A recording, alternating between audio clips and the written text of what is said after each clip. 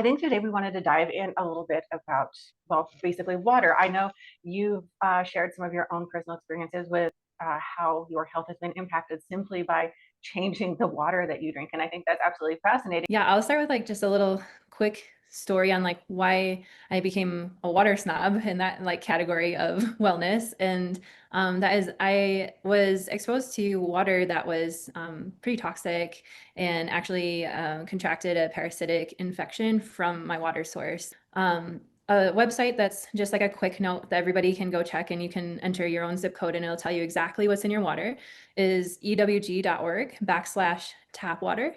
And you can type in your zip code and it's going to pull up and it's going to show you all the contaminants that are in your water. What else are things that are common in water? Well, besides obviously parasites. But yeah, pharmaceuticals are really common. And yeah, you think like any type of heavy metal, pesticides, herbicides, just things that we as humans were never meant to consume consistently. And again, if you look up your zip code, it's going to tell you like how many X times what's recommended for it to be safe. And so it's like, of course, it's going to lead to some kind of whether, it can show up differently for everybody. It might just be brain fog, fatigue, poor sleep. Maybe it's impacting the cycle. Like it can be a cascade of different things depending on the individual, just like our diet.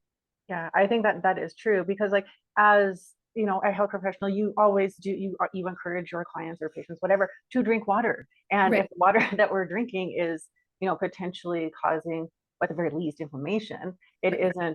isn't doing exactly then what we want it to be doing in the body. And we're drinking it for hydration, but then we've Right. got to detoxify some of what's in it, which our bodies were never meant to handle that level of a toxic load. But then now it's dehydrating you in that sense of like, yes, you're going to get hydrated if you drink enough water.